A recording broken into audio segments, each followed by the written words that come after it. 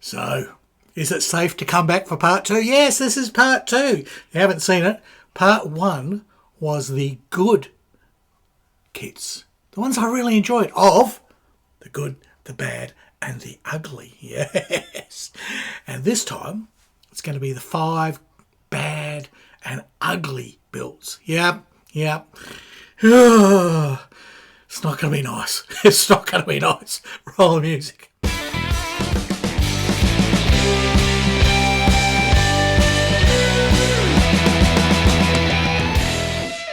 Now for the bad bunch. Yes. And we'll start with armour. That's why I've got my Tank Commander sort of thing on, right? Sort of. It's just my headset's and a bloody beanie. I know. Best I can do. Short notice. Bass didn't go out and buy me the props I needed. No. She's been sick. Anyhow. Das Werk. Should have been good. I mean, you know, they produce really good kits and all the preliminary promotion on this kit was great. I like ducks. I like shrimp wagons. Should have been good. I like doing all that sort of stuff. Would have been fine. All right. I've done them before. I even did the Italeri shrimp wagon, which is a crap kit, and still I kind of enjoyed it. It didn't even make these lists. It wasn't good enough to be a good kit. It wasn't bad enough to be a bad kit. It was just a kit that I built. It was okay. I had fun doing it. But not this. This should have been. This was the main problem here. It's huge disappointment with this thing. Even more disappointing than that T34, right? That T34 from Tamiya, which you thought was going to make this list. No, it won't. Because in the end, I actually built that up and it was quite good. It wasn't really a difficult kit to build. I was just disappointed with how much I paid for it. That's all, okay? It didn't detract from the building experience. It was okay. This was not okay. This thing fought me every second of the way. The parts for me were too small, too fragile. Now, all right, I'm getting older. My eyes are going. My dexterity isn't there. That probably played a whole part in it. But that's what this list is all about. Did I enjoy building it? No, I did not. I did not enjoy it at all. I really hated building it. Right, I just pushed through. I eventually got it assembled. But to say that I enjoyed the build, no. And I probably would enjoy painting it. But it's left such a bad taste in my mouth that I'm trying to give it away a number of times. Trying to say, please, take this off my hands. Somebody take this kit. I built it. Just paint it, will you? But no one really wants it because they know, you know, it doesn't matter. And it's kind of ugly, so it only really appeals to me. So, yeah, this is number 5, going down again to number 1, of my bad kits, right? And this one, it isn't ugly because it's quite a nice kit. It's really nicely moulded. It's very well detailed. I just struggled building it. It's almost like the Airfix Bulldog, right? But I didn't quite put that in here because in the end, I did manage to get that to go together. And in the end, I'm pretty happy with my result. That's another story. I've done a whole video on comparing that 148 new Airfix Bulldog with an old 172 Airfix Bulldog. And that's a whole different kettle of fish. Didn't quite make the grade here. It was touch and go. But the Das Werk Schwimmwagen, I just hated it.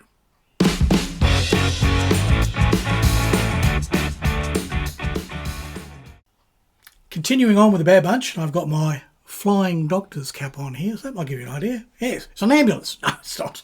No.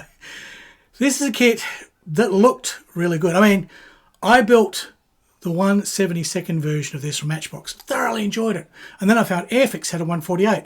Oh, 148's got to be better than 172nd, and it's Airfix. Should be good, but no. Fury. And I had furious experience with this one. I tell you, it unfortunately was moulded later on, and it was apparently based on some other kit, you know, some other really bad kit. People know what that is, an old pyro kit or something that had been badly copied, or the jigs had been used or were stuffed anyway. Then it had the new plastic, and I managed to get a red box one of it, so it had the new plastic. So bad kit, bad conversion, wrong plastic, shit moulding. It was a crap kit. And all of a sudden I went, this is Airfix? If this is Airfix, I can understand what Tamiya owners got on about, because this was horrible. This was sort of like, oh, yeah. The fuselage halves weren't the same length, right? So I had to start fiddling with those and mucking around. The cockpit area was just bloody hopeless. I had to do a whole lot of major surgery on that.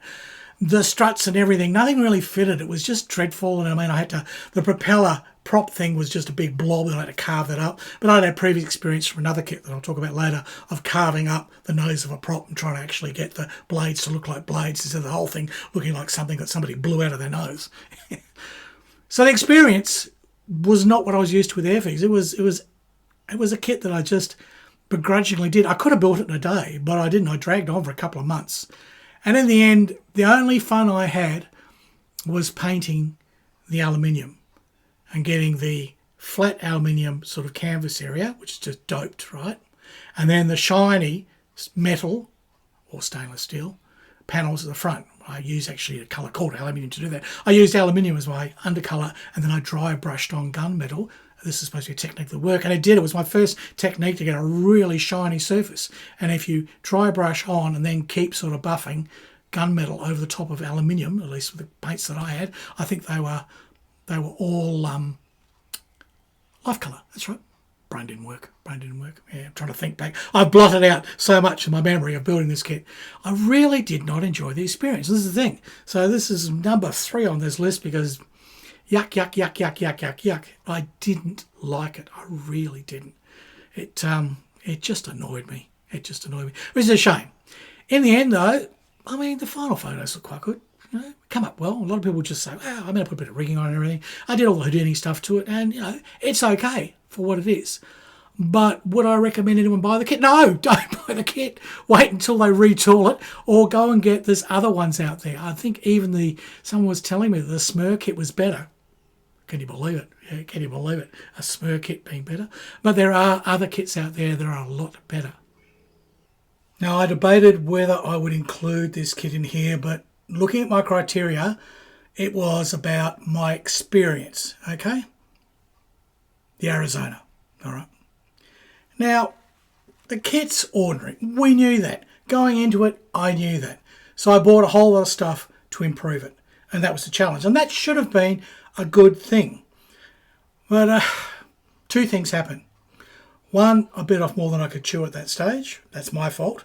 But 2, the absolute backlash from the fans and the amount of Americans that sent me hate messages and even a couple of death threats just totally soured the entire experience. So this was the thing. It was absurd. I was an Aussie building this thing, and I'd done some research and I said a few things. And as usual, the internet goes bloody crazy. You open your mouth, right? And there is, quite a bunch of people who are very, very, very fervent about this particular ship. And rightly so. I understand the heritage. I understand your passion. That's fine. But a lot of people try to take out on me when I said things that I didn't know. And obviously I didn't know. I'm dumb Aussie. What the hell would I know? That soured the whole thing for me. And the thing is that it was a bad kit and you had to do quite a lot of work to it to improve it. Well, I kind of was up for that. And I was willing to do that. And I probably could have pushed through if it wasn't for all the other bullshit. And that's the trouble. That's what soured it for me. I was having a hard enough time as it was. Hull didn't fit very well. Decks were absolutely woeful, but we knew that. And then we got into photo etch, and it was a lot of photo etch. And I'd only really started using photo etch. I'd had a lot of success, and I was doing quite a lot of photo etch things, and I thought I really had a handle on it. And the trouble was, massive areas had to be replaced with photo etch, and things had to be totally rebuilt. You were throwing away 90% of the kit. It was literally turning into a photo etch kit. And at that point I learnt, this photo etch is all well and good, but I'd rather scratch build things, or I'd rather do it another way. And these days I'd rather 3D print the parts. In fact, if I had that kit again today, I'd probably just get a whole lot of some aftermarket 3D printed stuff. I'd 3D print a few things. I'd solve a whole stack of problems just by plunking in new parts that actually worked and then just gluing it together. Solve the whole problem. Instead of all the hours and hours and hours I spent fiddling with it, going nowhere, and then putting the video up and being abused for it. You didn't see those comments because they were reported, deleted, those people were removed. But still, it would just, every time I put the video up, I'd sort of be, this is when I started blocking all comments, stopping it. No comments were live. I'd vet every single comment that went through. Kind of lessened it since because I just stopped building La American kits. Subjects. Solve the problem. Anyhow. So that's number 2, and that's why it's on this list. It was not an enjoyable experience, probably because I was on YouTube. If you're just building it and you're not on YouTube and you're just probably going to send up a final photo and you don't really have a big mouth and say the wrong thing, walk around with your foot in your mouth, you'll be okay.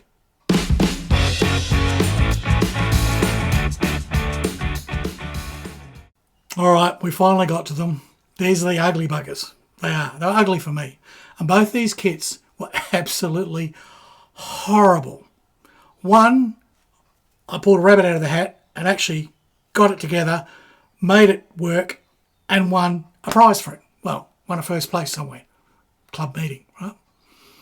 The other one, I just knew once I'd actually tried to put the two fuselage halves together, I already saw the warning signs. I went, I think I might end up giving this away. And I thought, I couldn't, no one would want it. It's just so bad.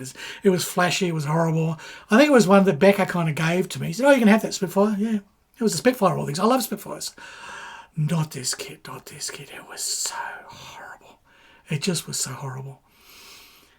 But look, let's talk about the second last, the second baddest, ugliest, yuck kit. And it is the Smur. Now, I'd never built Smur. I knew nothing about Smur. Smur was a complete unknown to me, right? I didn't know how bad Smur was. Apparently, there are good kits and there are bad kits with Smur. It's a little bit like old Zvezda. You know, there's some of the kits will be reasonable, some will be absolutely horrible, absolutely awful, right? This was the awful one. Nothing fitted.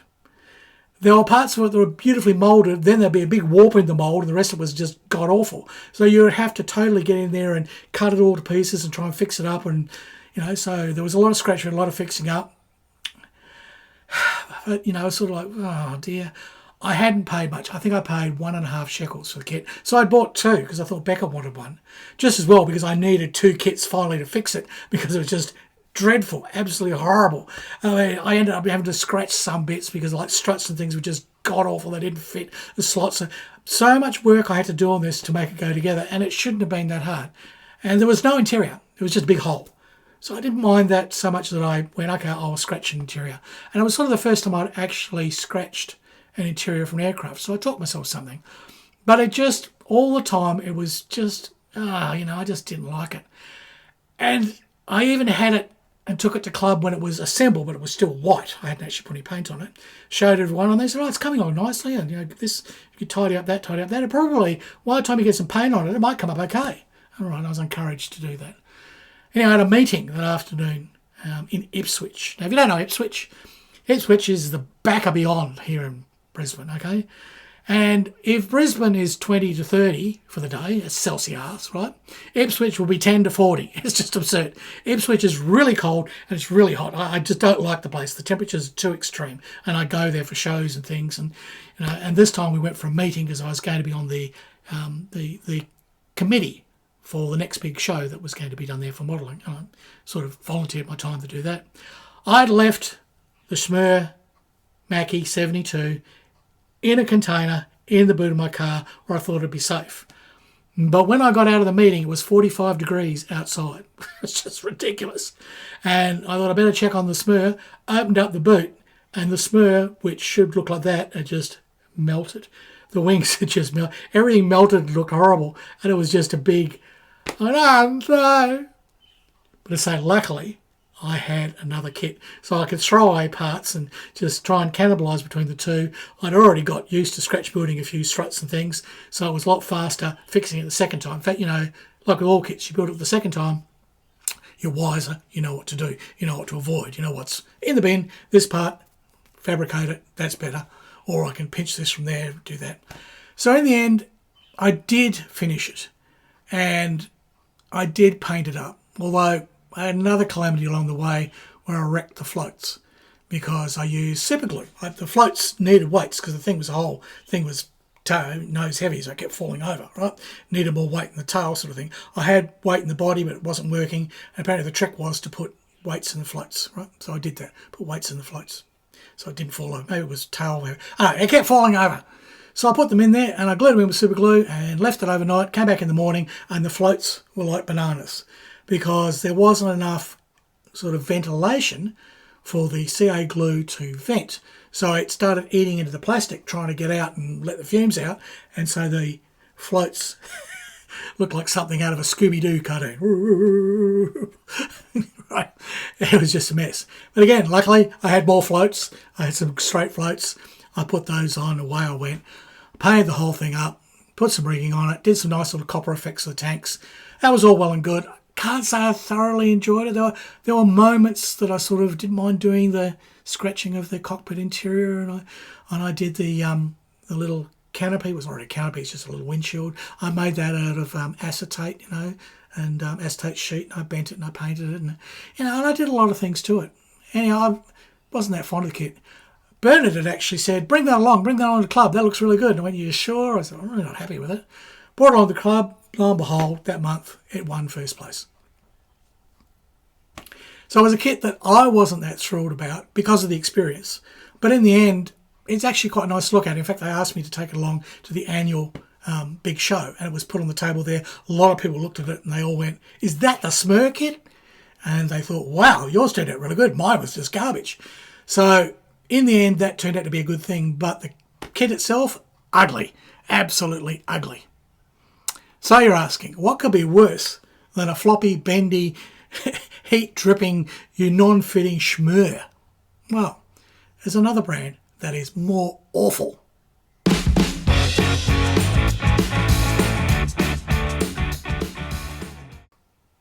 So, hearken yourself back to the Great Apocalypse. Yes, the plague. Remember that? And we're at home. The government's paying us to stay home and build models. Fantastic arrangement. I really loved it. I spent a lot of my time. Every morning, I was out on the balcony building the wooden bounty. That's why I got so much done on it then. I've done nothing since because I had every morning free. Every morning I was sitting out there. It was winter time, sort of, by then. Winter, if you've got a sort of place out of the cold, right? So it's sort of secluded, and the sun's coming in. It can be nice and warm. They're called sunrooms here. You have a sunroom. It captures the sun in winter. It's a lovely room. And that's where I built the bounty. But the bounty wasn't a problem. It was not ugly. It's a great kit. One day I'll get around to finishing it. We need another apocalypse. We really do. No, I'm only joking. Now, there is a brand called MN, and I, for the life of me, can't remember what that stands for, right? Model News. Model Numfuckery. I don't know. And they made a 172 Spitfire. And there's a little Spitfire, and I think, as I said, I think Becca gave this to me. I think it was revenge for breaking something of his or something, or reviewing one of his model kits and using glue on the parts, putting it together. I don't know. But I ended up with this kit. So I might have got it from somewhere else. I don't know. Again, the brain has locked out so much of this experience because it was ugly. It was so ugly. So it's just Spitfire. Should have loved it. Little one. Little teeny weeny one. Should be really good. Should be fine. No. When I first put the two fuselage halves together, as I said before, they weren't anywhere near the same. They were completely different. If you could somehow bungle it a bit around the flash to get the tail bloody plane, the tail fin actually lining up, then at the front, it was out by like 1.5 millimeters where the prop was supposed to go on. So I ended up, having to actually bend it, straight it, cut bits out of it, try and get the fuselage. And so, this is awful. So I put it away. I thought, I don't know what I'll do with that. I might use it as a paint mule. It's just horrible. Then the group that I'm in Facebook, Fuck Other Rivet Counters, right? The group that's run by Bass the Cat. Yep, she runs the group. They have every now and then this group build, and it's called Making Bad. So it's a play on Breaking Bad. It's Making Bad. And the idea is to make the worst kit you can. Make the most mistakes. Stuff it up. Bugger it up. Or you can take a really awful kit and try and build it and see what you end up with. So I thought, I will wreck this. I'll bugger it. I'll just do whatever. And I just threw it together and slapped on a paint job and didn't care. And that was my entry for Making Bad. And as you see the photo here, yep, it was a turd. It was the most awful kit I'd ever had to deal with. Nothing fitted. Nothing was any good. It was flash. It was horrible. It was bent. It was mismolded. It was just dreadful. And in the end, it didn't look anything like a Spitfire. The canopy is like the wrong size to fit into the actual fuselage. It's just all wrong. There wasn't one single part of it that was its saving grace. It's just a dreadful piece of junk. So if you complain about Airfix kits, Tammy Builders, go and do an MN Spitfire and see if you come out the end without needing a rubber room and a straitjacket, because I did.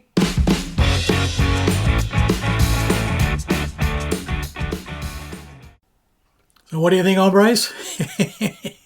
Yes. And remember, these are my experiences. Your mileage will differ. It will. In fact, in the comments, tell me kits that you really hated, right? Don't tell me it was a bad kit. Tell me why you hated it, okay? With the experience. Why was it a bad experience for you? Why would you never build another one? This is what it boils down to. Would you ever build this kit again? And if it's no, it doesn't matter that I got a good result or a bad result. It was just an awful build, awful experience. I'd never do it again. That is the bad ones. And if you've got a really ugly one, tell me why it's ugly, all right? I did this kit because it's ugly. It looks like Harriet Annie. No, that's not very nice. All right. Well, as usual, there are buttons here. You can push them. I don't think they really do much with the algorithm because we don't care about algorithms.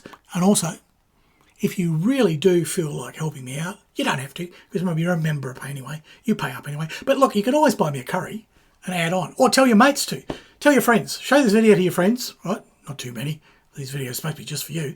But you can encourage them to join and buy a curry, and then they can see all these videos. All it takes, buy one curry, you'll be able to watch all my special members-only videos.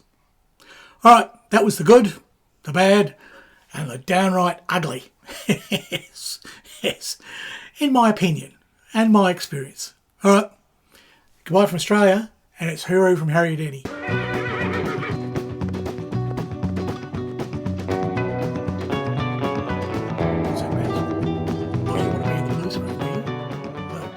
All right.